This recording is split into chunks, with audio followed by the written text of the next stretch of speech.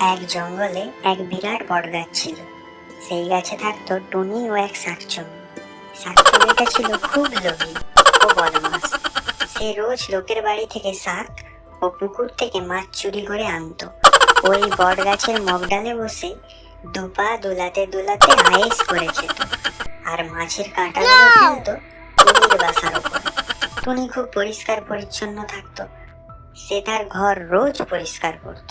টুনি জানে পরিষ্কার পরিচ্ছন্ন থাকলে রোগ হবে না। কিন্তু রোজ সকালে সে দেখত দুষ্টু শাকচুন্নি তার বাসায় আবার নোংরা ফেলেছে। টুনির খুব রাগ হতো, কিন্তু টুনি ভয়ে শাকচুন্নিকে কিছু বলতে পারত না। কিন্তু রোজ রোজ পচা মাছের কাঁটা পরিষ্কার করতে করতে টুনি খুব বিরক্ত হতো। টুনি গালে হাত দিয়ে ভাবতে লাগলো কি করা যায়। শাকচুন্নি খুব শক্তিশালী, আর সে তো ছোট টুনি।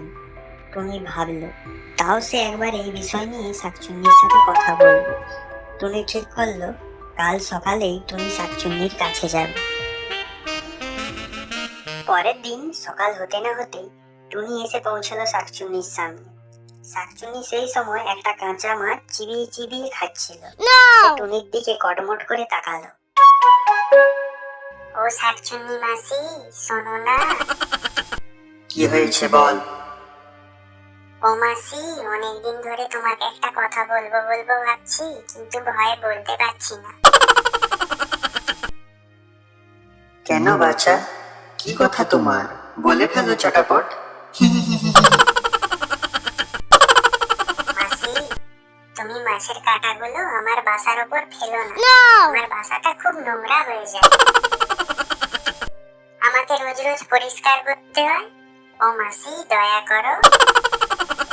দেখ টুনি, বড় বড় কথা বলিস না, চুপচাপ নিজের কাজ কর। আর বেশি কথা বললে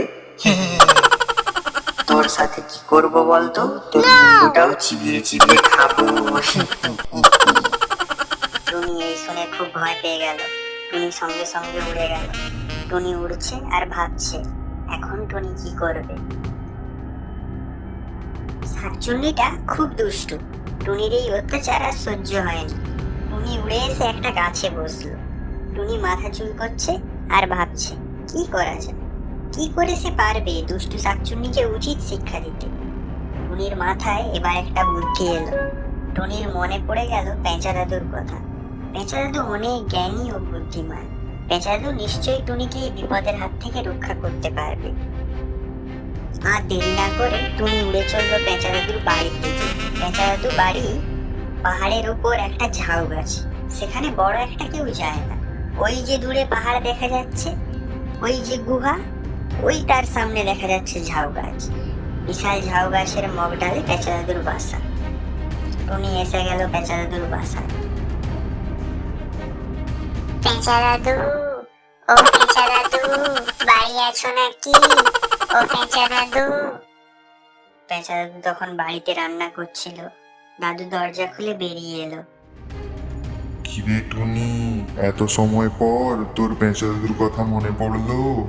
কি ব্যাপার বাছা, বল আমাকে। দাদু, তুমি তো জানো ওই দুষ্টু শাকচুন্নিটা আমার বাসার উপরে থাকে।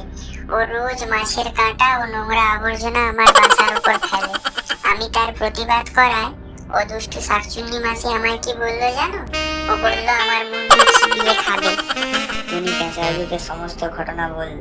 এবার হাউ হাউ করে সে পেঁচা দাদুর সামনে কাঁদতে লাগলো।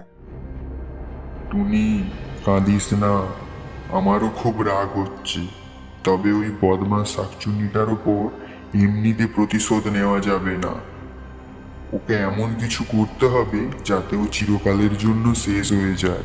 দাঁড়া টুনি, দাঁড়া, আমাকে ভাবতে দে, তুই কান্না বন্ধ কর। টুনি কান্না থামালো।